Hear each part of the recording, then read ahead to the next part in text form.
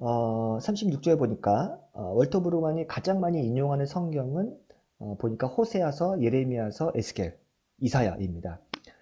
특히 이제 호세아를 굉장히 중요하게 언급을 하는데 월터 브루는 뭐라면 호세아서가 자기가 얘기하려고 하는 정의, 은혜, 율법의 모든 핵심 내용을 다 그 안에 담고 있다고 얘기를 해요. 그래서 호세아서를 잘 읽어보면은 앞으로 이제 전개될 이스라엘의 역사라든가 예언서의 어떤 핵심 메시지가 다 담겨 있다.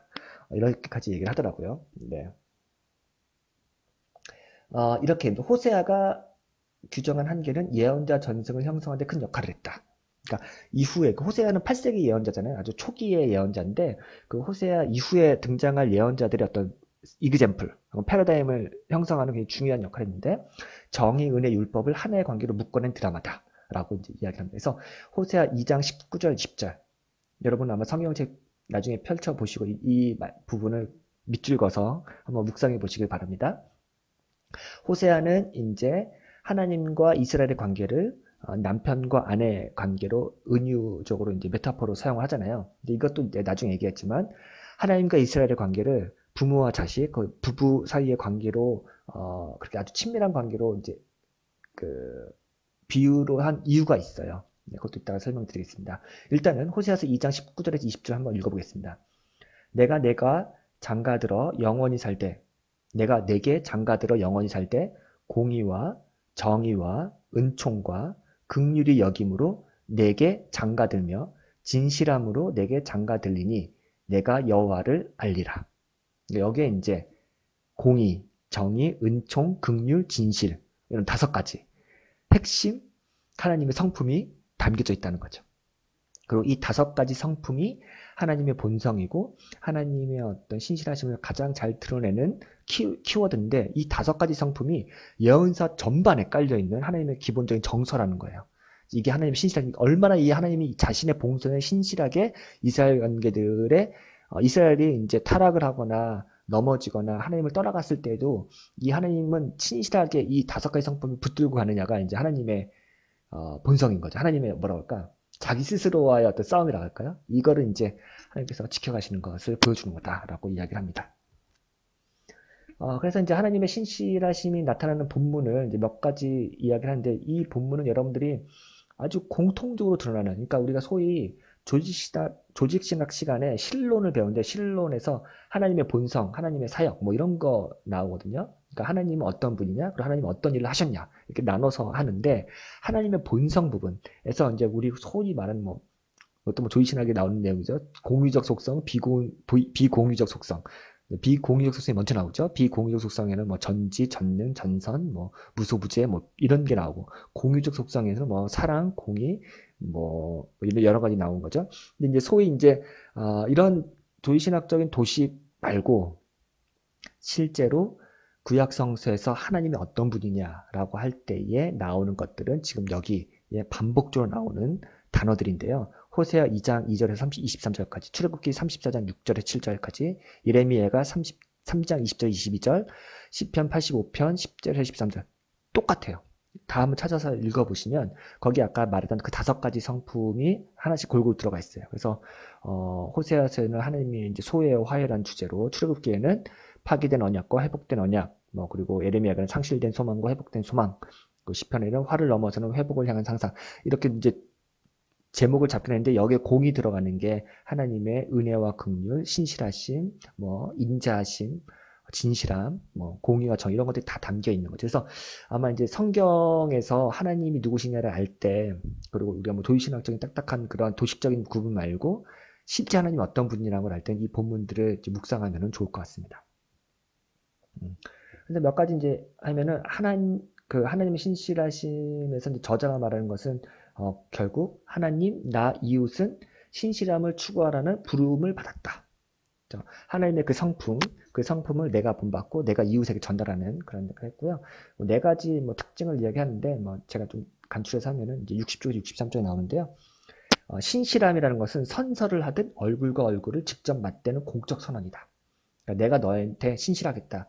그러니까 보통 신실하다라고 할 때에 그거는 뭐 헤세드란 말도 있고 하나님의 자비 사랑이란 말. 근데 이 헤세드란 말을 호세아서 6장에도 나오죠. 근데 이게 헤세드라는 말을 영어로 번역할 때 제일 많이 하는 것 중에 하나가 unfailing love 해서 실패하지 않는 사랑라는 거고, 조금 더 이걸 순화시켜서 하면 뭐 everlasting love, 뭐 영원한 사랑, 혹은 뭐 faithful love, 그러니까 신실하다.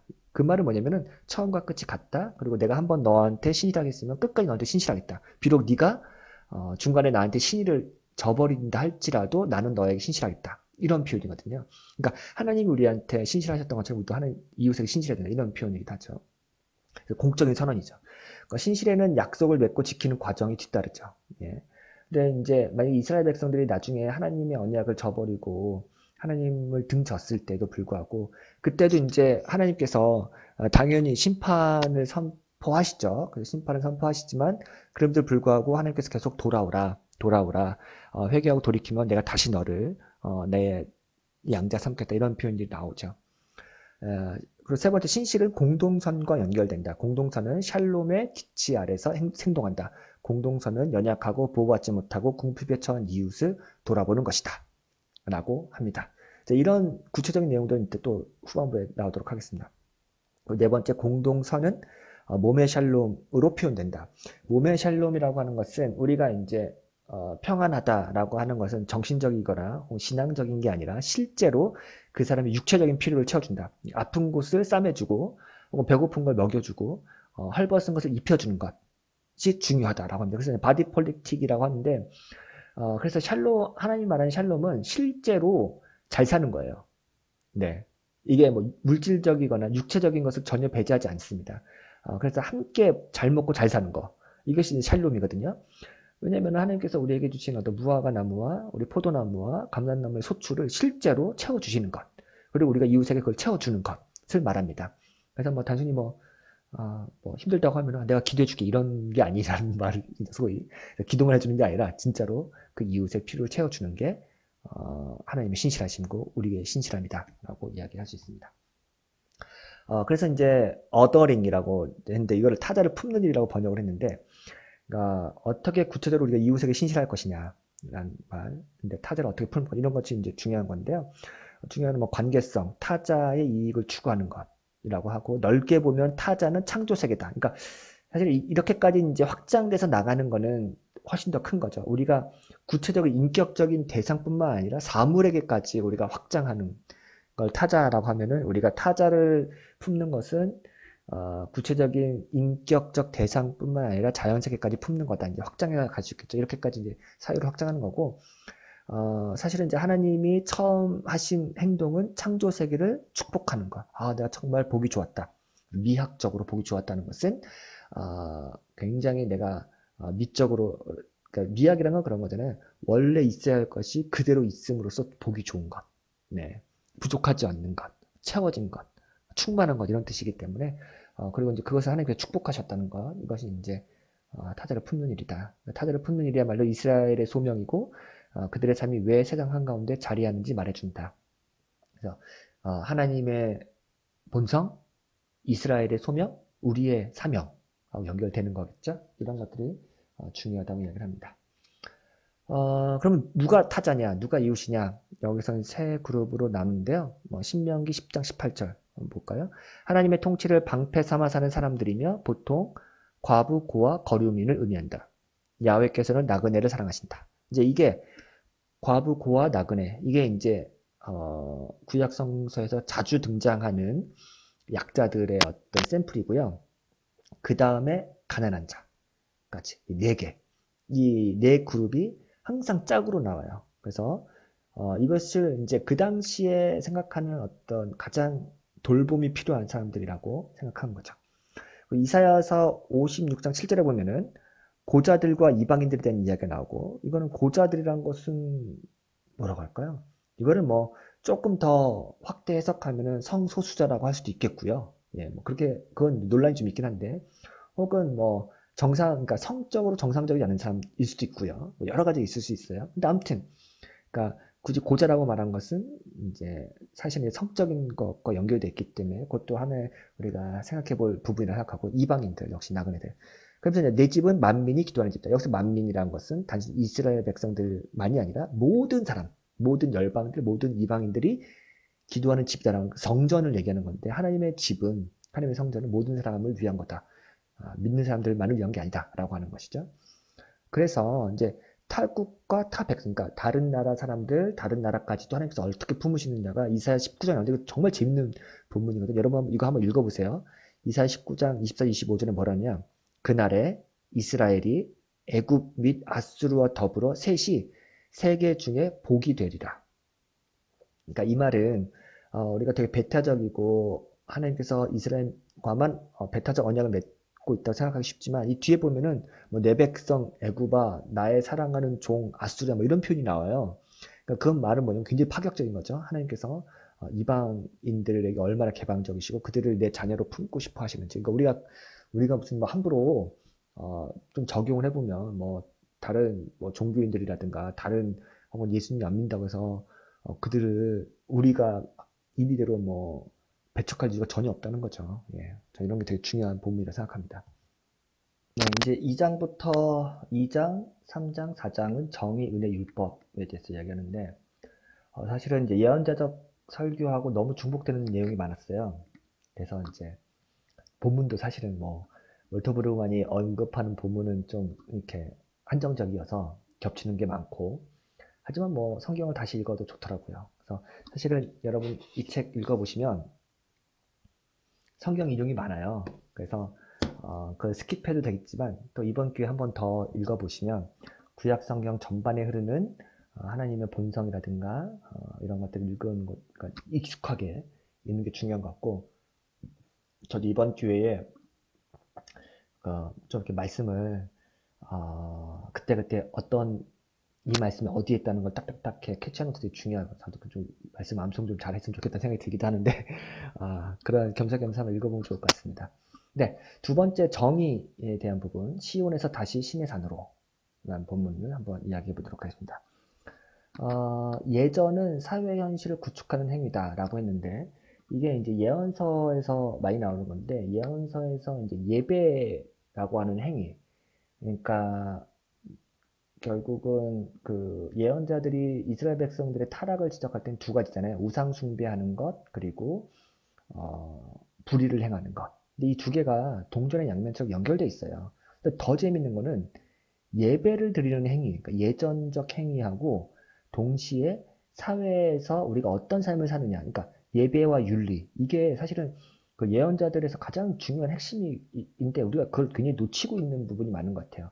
예를 들어서 뭐 여기도 많이 나오겠지만 뭐 예배를 드리는데 네 손에 피가 가득한다든가 뭐 호세아라든가 아모스 뭐 이사 굉장히 이런 말씀 이사 1장에도 이런 말씀이 많이 나오는데 우리가 삶은 개떡같이 살면서 교회 가서 찬양 부르고 은혜롭게 뭐 말씀 듣고 이게 이제 불가능하다는 거죠. 그래서 이거는 이제 신약 성경에도 예수님께서도 뭐 형제하고 불화한 게 있으면은 예물을 드리기 전에 먼저 용서를 하고 화해하고 오라는 말씀도 있지만 이 부분은 예언서에서 굉장히 중요한 부분이기 때문에 사실은 우리가 많이 간과하고 있는 부분이고 이런 점에서 저는 예배라고 하는 종교적 행위 그리고 정의 실현이라고 하는 우리의 사회적 행위가 긴밀하게 연결되어 있다. 그것은 예언서의 굉장히 중요한 전통이고 오늘날 우리가 공공신학을 할 때도 굉장히 중요하겠다. 왜냐면 마치 무슨 뭐 사회에 나가서 정의를 실현하는 것하고 우리가 교회에서 예배드리는 것하고 완전히 이제 분리해서 전혀 다른 행동이라고 생각할 때가 많거든요.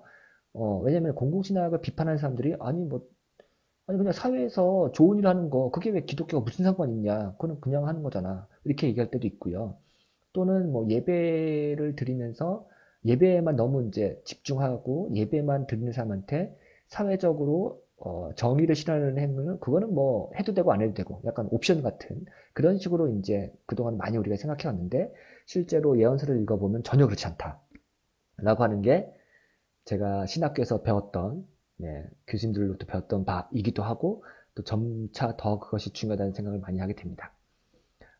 그래서 이제 그 재밌는 것 중에 하나가 이제 시편 말씀에 이제 제왕시, 예배시라는 게 있는데 그래서 이제 월터 브론이 분석해 보니까 그러니까 성전에 올라가며 드리는 시, 이제 표제와 이런 게 있잖아요. 그게 이제 예배시고 제왕시인데 이런 시들 내용을 보니까 사실은 하나님의 정의와 공의가 굉장히 담겨 있는 거죠. 뭐 그런 거 몇 개 한번 보겠습니다. 시온의 예전이라고 하는데 왕이 즉위식 시편은 창조 세계 및 사회적 권력에 부여된 의로운 질서를 재현한다. 뭐 이렇게 얘기하는데 시편 93편 1절 그가 세계를 견고히 세우셨고 세계도 흔들리지 아니하는도다. 약간 질서에 대한 이야기인데 뭐라고 하냐면 모든 것이 예배 의식과도 같았던 창조 사역은 이 세계의 의의 질서를 세운다 라고 이야기를 합니다. 그러면서 뭐라고 하냐면 대부분 네 제가 내용을 요약을 조금 적게 했네요. 네, 그래서 이제 여기 보면 이제 왕이 즉위식 시편하고 예전적인 시편에서 하나님께서 세상의 질서를 세우신다. 왕이 세상의 질서를 세운다. 그래서 의의 질서를 세운다. 이런 표현이 있고요. 근데 이제 월터 브루이 뭐라고 얘기하냐면 96조 보면 그러니까 정의, 공의, 공평 이런 그 단어들이 굉장히 시편이라든가 예언서에 많이 나오는데 그러면 뭐가 정의냐, 뭐가 공이냐, 뭐가 공평이냐라고 하는 구체적 언급은 의외로 또 적다는 거예요. 그래서 그게 이제 약간 딜레마긴 한데, 그럼에도 불구하고 시편 72편 조금 다른데, 뭐라고 나누면 제가 읽어볼게요. 그는 궁핍한 자가 부르짖을 때에 건지며 도움이 없는 가난한 자도 건지며 그는 가난한 자와 궁핍자를 불쌍히 여기며 궁핍한 자의 생명을 구원하며 그들의 생명을 압박과 강포에서 구원하리니 이런 표현이 있어요. 그러니까 그 정의와 공의의 구체적인 내용을 여기서 좀 언급하고 있는 거죠. 그래서 이런 거에 근거해서 제왕시라든가 왕의 시 혹은 예배 시도 이런 부분들이 구체로 언급되어 있다. 이런 얘기를 합니다. 또 재밌는 거는 이제 예레미야 22장 15절 16절인데요. 이런 말씀이 있습니다. 내 아버지가 먹거나 마시지 아니하였으며 정의, 정의와 공의를 행하지 아니하였느냐. 그때에 그가 형통하였었느니라. 그는 가난한 자와 궁핍한 자를 변호하고 형통하였나니 라는 말씀이 있습니다. 그러니까 이건 그 여호와김한테 한 말인데 그 예레미야가 그 여호와김한테 뭐라면 네 아버지 요시야 왕 때는 가난하고 궁핍한 자를 변호하는 일에 발벗고 나섰어. 네 아버지가. 그러니까 미슈파트와 체데카를 삶으로 실천했어. 그래서 성통했어. 오히려 그러면서도 잘 먹고 잘 살았어. 이런 이야기를 하는 거야. 근데 너는 지금 여호와kim 너는 지금 네 배만 불리고 있고 오히려 가난하고 궁핍한 자를 더 궁지에 몰아넣고 있어. 하나님께서 너를 벌하실 거야. 이런 말을 하는 거죠. 그러면서 이제 아버지 이야기를 한 거예요. 요시와 왕 때는 그 아버지가 공의와 정의를 실천했고 가난한 자를 궁핍한 자를 다 도와줬다. 그러면서도 형통하게 살았다. 이런 이야기를 하는 거죠.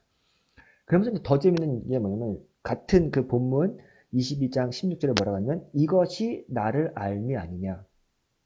그러니까 하나님을 아는 지식, knowing God이라고 얘기하잖아요. 그러니까 하나님을 아는 게 뭐냐.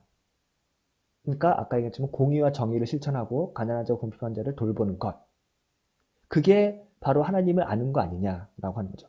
사실은 이제 이게 어떻게 연결인지 아시겠어요? 우리 하나님을 안다라고 하는 건 굉장히 인식론적인 걸로 생각하기 쉽잖아요. 하나님을 안다. 하나님 어떤 분이시지? 막 이렇게 추상적으로 생각하거나 그러니까 인식론적으로 어떻게 우리 하나님 알게 하나님 어떤 성품이지?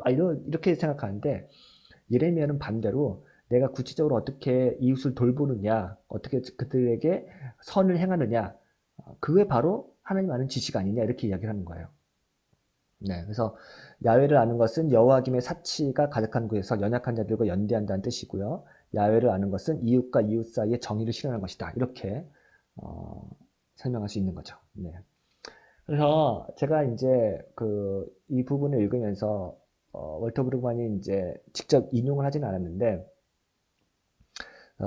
제가 이제 두 가지 책을 여기다 넣어놨잖아요. 하나는 이제 Unexpected News라고 하는 Reading the Bible with Third World Eyes. 이제 이 책은 이제 로버트 브라운이라고 하는 그 미국의 그 해방신학 전통에 서 있는 학자가 썼는데 이게 우리나라 말로 번역이 됐어요. 뜻밖의 소식이라고. 근데 이제 절판이 됐어요. 그래서 이게 조금 제가 아쉬운데, 그러니까 한국신학연구소에서 나온 책이고, 근데 이제 헌책방에 가면 이게 있을 거예요. 여러분 찾아보시면.